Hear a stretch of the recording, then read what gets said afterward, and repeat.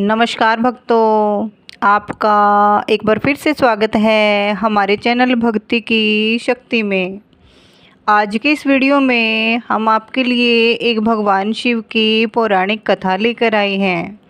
अमीर घमंडी बहन और गरीब भाई की कथा। एक गांव में एक गरीब किसान रहता था। उसका एक बेटा और एक बेटी थी। बेटी बड़ी थी और बेटा छोटा था। वह और उनकी पत्नी अपने दोनों बच्चों की शादी करके इस संसार से चल बसे। बेटी की शादी बहुत अमीर घर में हुई थी। उनके पास बहुत धन था। नौकर चाकर थे। धन की कोई कमी नहीं थी। बेटा बेचारा बहुत गरीब था। वह दिन भर खेतों में काम करता, फिर भी घर का खर्चा पूरा नहीं होता, तो अलग से मजदूरी भी करता। उसके पास कोई धन संपत्ति नहीं थी। वह प्रतिदिन कमाता था और अपने परिवार का पालन पोषण करता था। जिस दिन उसे कोई काम नहीं मिलता, उस दिन उनके पास खाने के लिए भी कुछ नहीं होता था। जिस दिन मेहनत करता था, उसी दिन घर में चूल्हा जलता था, नहीं तो घर में चूल्हा नहीं जलता था। उसकी पत्नी भगवान शिव की भक्त थी। वह बहुत ही नियम कर्म और पूजा पाठ करने वाली थी। वह प्रतिदिन भोलेनाथ के मंदिर में जाया करती थी और वहाँ वह पहले मंदिर की सफाई करती थी, फिर भोलेनाथ की पूजा करती थी। भगवान भोलेनाथ में बहुत ज़्यादा श्रद्धा और विश्वास होने के कारण उसे अपनी गरीबी से कोई शिकायत नहीं थी। घर की हालत चाहे जो भी हो, वह पूजा पाठ जरूर करती थी। इसलिए गरीब होते हुए भी उसके बच्चे संस्कारी थे और वह थोड़े में भी गुजारा करके अपने पति के साथ खुश थी। दूसरी तरफ जो उसके पति की बहन थी, अपने अमीर होने के कारण वह बहुत घमंडी थी। भाई की गरीबी के कारण उसके साथ रिश्ता रखने में उसे शर्मिंदगी महसूस होती थी। उसे लगता था मेरा भाई मेरे बराबर नहीं है। वह अपने भाई और उसके परिवार से मिलना भी पसंद नहीं करती थी। एक बार बहन की ननंद की शादी थी। उसने अपने सभी रिश्तेदारों को शादी के लिए आमंत्रित किया, लेकिन अपने भाई की गरीबी के कारण उसको नहीं बुलाया। भाई को जब इस शादी के बारे में किसी और से पता चला तो उसे अच्छा नहीं लगा, परंतु उसने अपनी पत्नी से झूठ बोल दिया कि मेरी बहन की ननंद की शादी है, मुझे उसमें जाना है। तब उसकी पत्नी ने कहा, तुम्हारी बहन ने बुलावा तो भेजा नहीं है और ना ही कोई आमंत्रण आया है कि हमें निमंत्रित किया गया हो। तो इस पर उसके पति ने कहा, नहीं नहीं, मेरी बहन ने मुझे निमंत्रण भेजा है, इसलिए मुझे वहाँ जाना चाहिए। इस तरह अपनी पत्नी से झूठ बोलकर अपनी क्षमतानुसार उससे जो भी संभव हो सका वह कपड़े और उपहार लेकर अपनी बहन के ससुराल के लिए चल पड़ा। जब वह अपनी बहन के ससुराल पहुंचा तो उस पर किसी की नज़र नहीं गई, परंतु जो उसकी अमीर और घमंडी बहन थी, उसने उसे खिड़की से देख लिया कि उसका भाई आया है, लेकिन वह उसे देखकर पीछे हट गई और सोचने लगी कि मैंने तो भाई को शादी में बुलाया ही नहीं, फिर भी आ गया। उसे भाई को देखकर शर्मिंदगी महसूस होने लगी। तभी उसकी देवरानी ने उसके भाई को देख लिया और वह दौड़ी दौड़ी अपनी जेठानी के पास गई और उसे कहने लगी, दीदी तुम्हारा भाई आया है। तब वह अपनी देवरानी से कहने लगी कि द्वार पर मेरे जेठ ससुर बैठे हैं, इसलिए मैं नहीं जा सकती, मुझे उनसे शर्म लगती है। तुम मुझे यह बताओ कि मेरे भाई का भेष कैसा है और वह क्या लेकर आया है। तब उसकी देवरानी कहने लगी कि दीदी तुम्हारे भाई ने तो बहुत ही मैले से कपड़े पहने हुए हैं, जो जगह जगह से घिसे हुए हैं। उनके हाथ में एक थैला भी है और जिसमें उसने कुछ रखा हुआ है। यह सुनकर उसकी बहन कहा कि तुम जाओ और मेरे भाई को पीछे के दरवाजे से घर के अंदर भेज दो। अब उसकी देवरानी गई और उसके भाई को पीछे के दरवाजे से भेज दिया। भाई आते हुए रास्ते भर में कहने लगा कि वह बहुत दिनों के बाद बहन से मिलने आया था, तो बहन मुझसे मिलकर बहुत खुश होगी। लेकिन पैसे के घमंड में अंधी बहन ने भाई की भावनाओं को नहीं समझा। भाई के अंदर आने पर उसने भाई को पानी तक भी नहीं पूछा और ना ही बैठने को कहा। उसने उससे यह भी नहीं पूछा कि उसका कैसा हाल है, परिवार में सब कैसे हैं, भाई और भतीजे कैसे हैं। इससे उल्टा वह उसे कहने लगी कि तुम्हें यहाँ पर किसने बुलाया है और यहाँ क्यों आए हो। वह भाई को ताने मारने लग पड़ी और कहने लगी कि तुम इस फटीचर हाल में मेरे यहाँ आए हो, उससे यहाँ आकर तुमने मेरी सारी इज्जत खराब कर दी। तब भाई कहने लगा कि बहन, मेरा तुमसे मिलने को दिल कर रहा था, लेकिन मुझे नहीं पता था कि तुम मुझे देखकर खुश नहीं होगी। बहन कहती है कि ठीक है, अब तुम आ ही गए हो तो मेरे साथ आओ। यहाँ आकर यह कहकर वह अपने भाई को एक कमरे में ले जाती है और उस कमरे में उसे बंद कर देती है और कहती है कि जब तक मैं ना कहूँ तुम इस कमरे से बाहर नहीं निकलना। बेचारा भाई पैदल गया था, भूखा प्यासा था, लेकिन बहन ने उसकी कोई खोज खबर नहीं ली। धीरे धीरे 2 दिन बीत गए। बहन ने दरवाज़ा नहीं खोला। शादी में काफ़ी रिश्तेदार आए हुए थे और घर मेहमानों से भरा हुआ था। मेहमान तरह तरह के भोजन पकवान खा रहे थे, लेकिन कमरे के अंदर भाई बेचारा भूख प्यास से तड़प रहा था। जब उससे नहीं रहा गया तो उसने दरवाज़ा तो बजाना शुरू ही कर दिया। दरवाज़ा थपथपाने की आवाज़ सुनकर उसकी बहन के भांजे की बहू ने दरवाज़ा खोल दिया और वह बिना अपनी बहन से मिले और बिना किसी को कुछ बताए चुपचाप पीछे के रास्ते से बाहर निकल गया। वह समझ चुका था कि उसकी बहन उससे मिलना नहीं चाहती और ना ही वह उसके साथ भाई बहन का रिश्ता निभाना चाहती है। उसे तो अपने पैसे का बहुत घमंड था, इसलिए वह गरीब भाई की इज्जत नहीं करना चाहती थी। भाई बेचारा 2 दिन से भूखा प्यासा था। उसी हालत में वह वहाँ से निकलकर अपने घर की ओर चल दिया, लेकिन भूखा प्यासा होने के कारण रास्ते में जाते हुए उसके पैर लड़खड़ाने लगे। चलते चलते वह बीच बीच में बैठ जाता और फिर चल पड़ता। ऐसा करते करते वह आधे रास्ते आ गया और भूख प्यास के चलते अब वह बिल्कुल अधमरा सा हो गया था। अंत में जब उससे सहन नहीं हुआ तो वह बेहोश होकर गिर पड़ा। अपने भक्तों का हमेशा ख्याल रखने वाले भोलेनाथ और माँ पार्वती यह सारा दृश्य देख रहे थे। माँ पार्वती ने कहा, यह तो बेहोश हो गया है। तब माँ पार्वती ने भगवान शिव से कहा, इसकी पत्नी हमारी भक्त है, हमारी पूजा अर्चना करती है, हमारी पूजा के बिना भोजन भी नहीं करती है। वह भूखा प्यासा है, भोजन पानी के बिना तो यह मर जाएगा। हमें इसकी मदद करनी चाहिए। अगर हम इसकी मदद नहीं करेंगे तो यह मर जाएगा। भगवान भोलेनाथ ने कहा, देवी आप चिंता मत कीजिए, हम इसके पास जाते हैं। भगवान भोलेनाथ ने साधु का रूप धारण कर लिया और माता पार्वती ने एक बूढ़ी औरत का रूप धारण कर लिया। इसके बाद वह दोनों वहाँ प्रकट हो गए। माता पार्वती ने उसका सिर अपनी गोद में ले लिया और बोली, बेटा आंखें खोलो। भगवान भोलेनाथ और माता पार्वती की कृपा से उसकी बेहोशी एकदम ख़त्म हो गई और उसने आंखें खोल दी।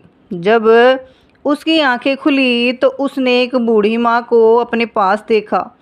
तो वह उस बूढ़ी माँ से कहने लगा कि आप कौन हैं। तब वह बूढ़ी माँ कहने लगी कि मैं इसी जंगल में रहती हूँ और जब मैंने तुम्हें गिरते हुए देखा तो मैं तुम्हारे पास चली आई।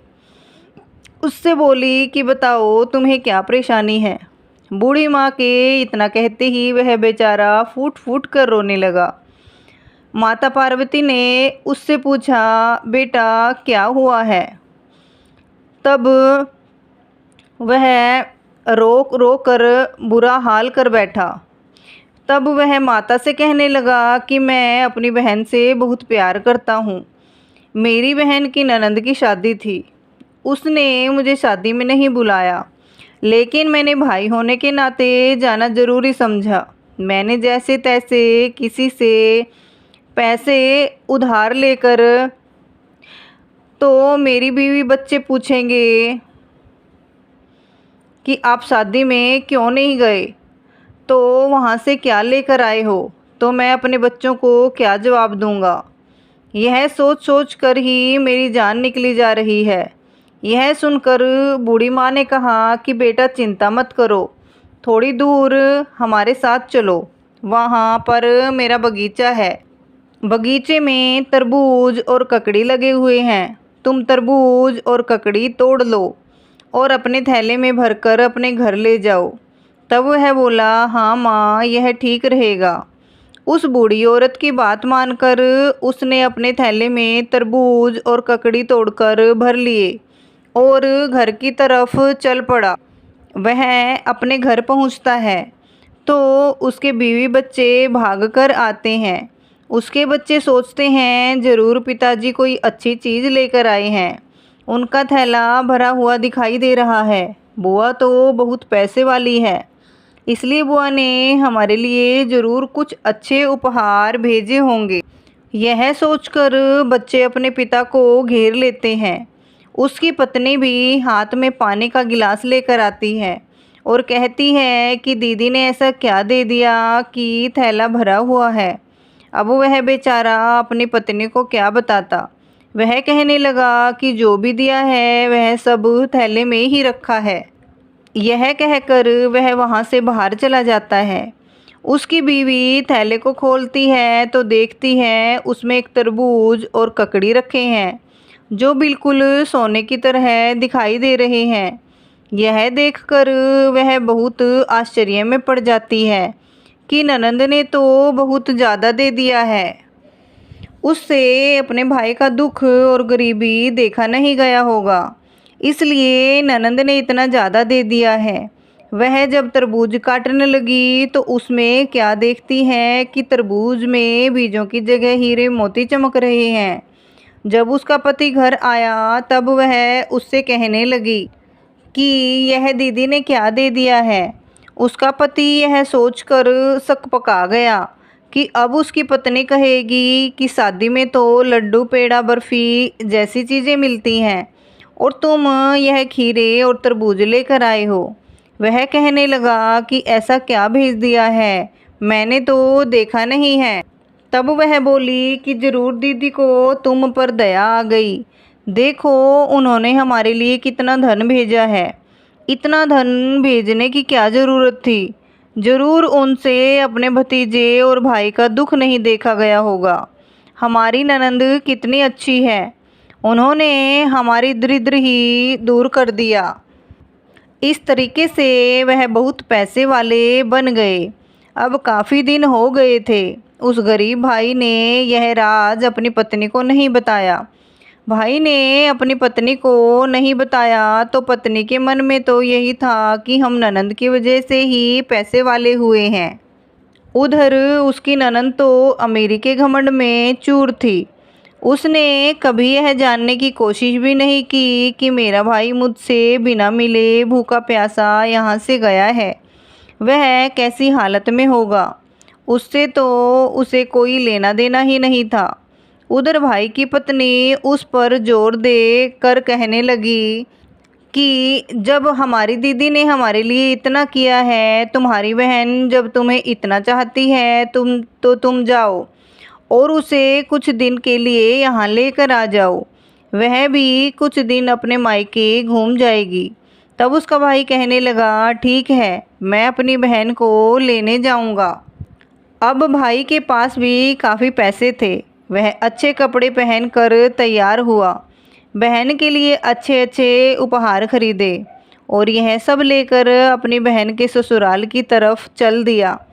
जब वह अपनी बहन के घर पहुंचा तो फिर उसकी देवरानी ने उसे देखा तो वह भागकर उसकी बहन के पास गई और अपनी जेठानी से कहने लगी, दीदी तुम्हारा भाई आया है।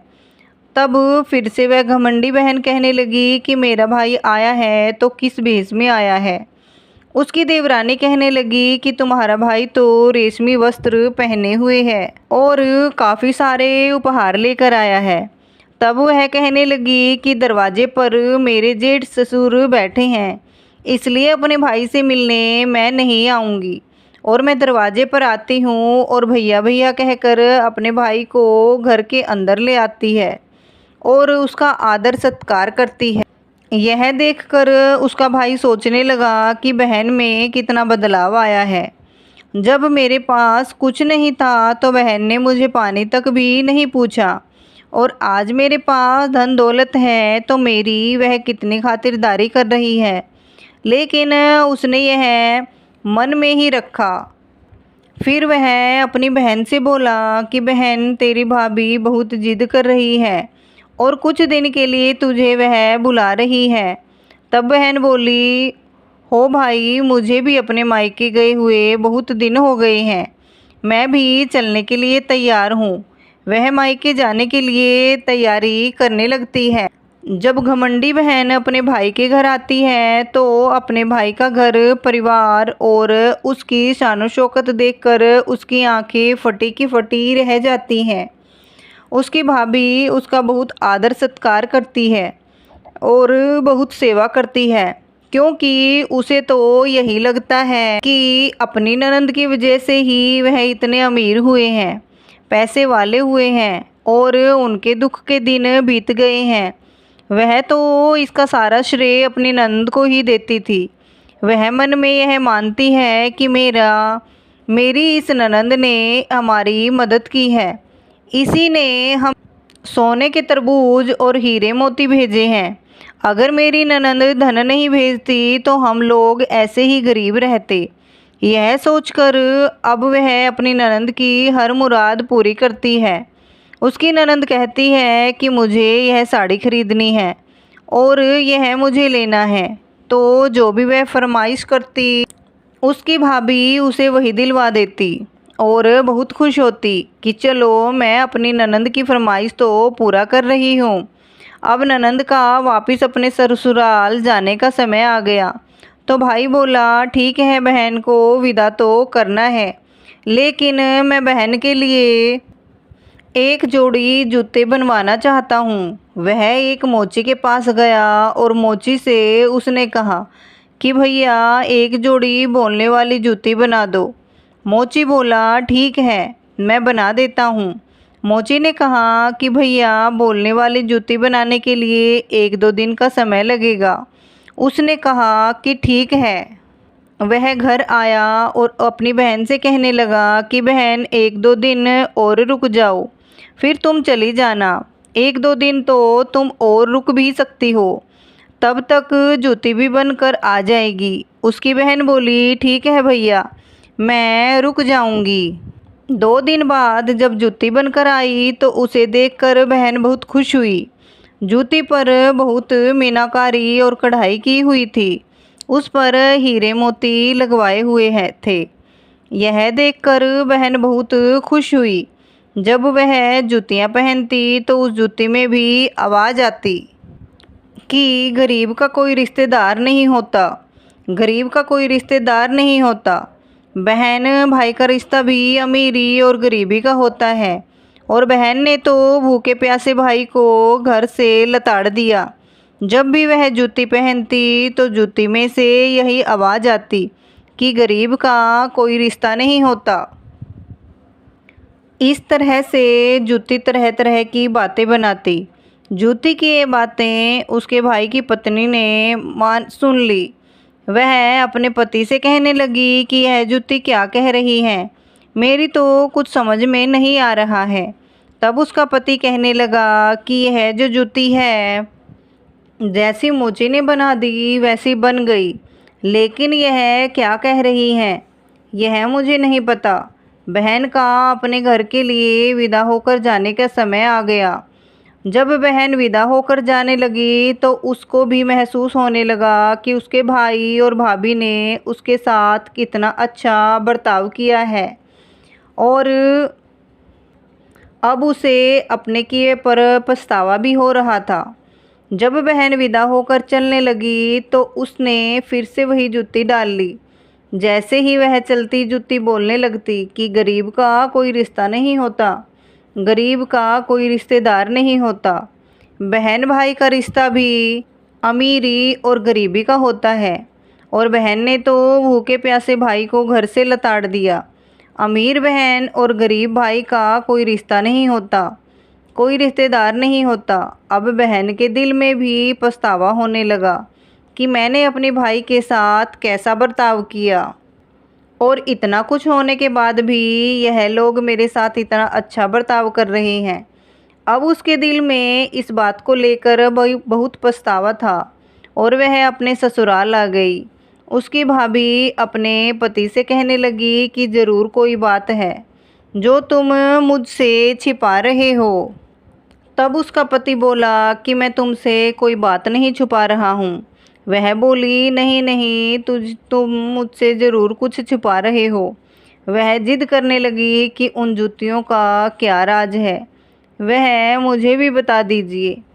तब उसके पति ने बताया कि जब हमारे पास कुछ नहीं था, मेरे कपड़े भी फटे पुराने थे, जब मैं अपनी बहन के घर उसकी ननंद की शादी में गया तो बहन ने मेरा कोई भी आदर सत्कार नहीं किया था। मेरी बहन ने मुझे एक गिलास पानी तक नहीं पूछा और मुझे एक कमरे में बंद कर दिया। मैं 2 दिन तक भूखा प्यासा कमरे में बंद पड़ा रहा, और उसके बाद मेरी बहन के भांजे की बहू ने कमरा खोला। मैं वहाँ से निकलकर भागा। वहाँ से निकलने के बाद मेरे मन में बार बार यही बात आ रही थी कि गरीब अमीर का कोई रिश्ता नहीं होता, चाहे वह बहन हो या भाई हो, चाहे कोई भी हो। वहाँ से निकलकर जब मैं चलता हुआ जंगल में पहुँचा, वहाँ बेहोश होकर गिर गया। तभी एक बूढ़ी माँ एक साधु बाबा के साथ वहाँ आई और उन्होंने मुझे पानी पिलाया। मेरी सारी कहानी सुनी तो मैंने जब उन्हें कहा कि मैं बहन के घर से शादी से आ रहा हूँ, मैं अपने बीवी और बच्चों को क्या मुंह दिखाऊंगा। तब उस बूढ़ी माँ ने कहा कि मेरा बगीचा है, तुम बगीचे में से अपने थैले में तरबूज और ककड़ी भर कर ले जाओ। मैं वही तरबूज और ककड़ी घर पर लाया था। उस बूढ़ी माँ और साधु बाबा के कारण ही हमारी हालत गरीबी से अमीरी में बदल गई। मेरी बहन ने हमारी कोई मदद नहीं की है और ना ही उसने हमें कोई धन दिया है। उसकी पत्नी कहने लगी, मैं तो आज तक यही सोच रही थी कि मेरी ननंद की वजह से ही हम पैसे वाले हुए हैं। वह बूढ़ी माँ और साधु बाबा जो आपको जंगल में मिले थे, अवश्य ही भगवान शिव और माँ पार्वती थे, जिनकी मैं पूजा करती हूँ। भगवान शिव और माँ पार्वती ने ही हम पर अपनी कृपा की है, उनके कारण ही हम गरीब से अमीर हो गए हैं। तब उसका पति कहने लगा कि तुम ठीक ही कह रही हो, लेकिन फिर भी अपने मन में कोई बैर मत रखो। वैसे तो हम अपनी बहन की वजह से ही पैसे वाले हुए हैं। अगर वह मुझे घर से ना निकालती, मेरा निरादर ना करती और मुझे भूखा ना रखती, तो मैं उसके ससुराल से नहीं भागता, और तब शायद हम पर भगवान शिव और माँ पार्वती की कृपा भी नहीं होती। किसी न किसी रूप में यह सब जुड़ा हुआ तो मेरी बहन से ही है। उसकी ही वजह से हम पैसे वाले हुए हैं। वह अपनी पत्नी को समझाने लगा और कहने लगा कि मेरी बहन के प्रति तुम अपने मन में दुर्व्यवहार मत रखना। उसके साथ कोई भी ऐसा बर्ताव मत करना कि उसे यह महसूस हो कि जैसा उसने मेरे साथ किया हमने भी वैसा ही उसके साथ किया। पत्नी कहने लगी कि आप चिंता ना करें, ऐसा कभी नहीं होगा। भगवान ने हमें इतना दिया है कि जिससे हम दूसरों की भी मदद कर सकें, लेकिन हम अपनी गरीबी के दिन भूले नहीं हैं। अगर बहन ने ऐसा किया है तो वह उसकी सोच है। हम हमेशा उनका आदर सत्कार करेंगे। वह जब भी अपने मायके आएगी तब जो वह कहेगी हमें उसे वही उपहार देंगे। उस दिन के बाद उन दोनों का भगवान शिव और माँ पार्वती के प्रति श्रद्धा और विश्वास बहुत ज़्यादा बढ़ गया और वह उनकी भक्ति में लीन रहने लगे। उनको समझ आ गया था कि मनुष्य को भगवान पर विश्वास रखकर धैर्य धारण करने की आवश्यकता है। भगवान स्वयं अपने भक्तों का ध्यान रखते हैं और उनके कष्टों का निवारण भी करते हैं। भगवान अपने भक्त को कभी अकेला नहीं छोड़ते। तो भक्तों, आपको ये कथा कैसी लगी तो प्लीज़ एक छोटा सा कमेंट करके ज़रूर बताएं और ऐसी ही रोचक और धार्मिक कथाएं सुनने के लिए हमारे चैनल को सब्सक्राइब करें और वीडियो को लाइक और शेयर ज़रूर करें। धन्यवाद।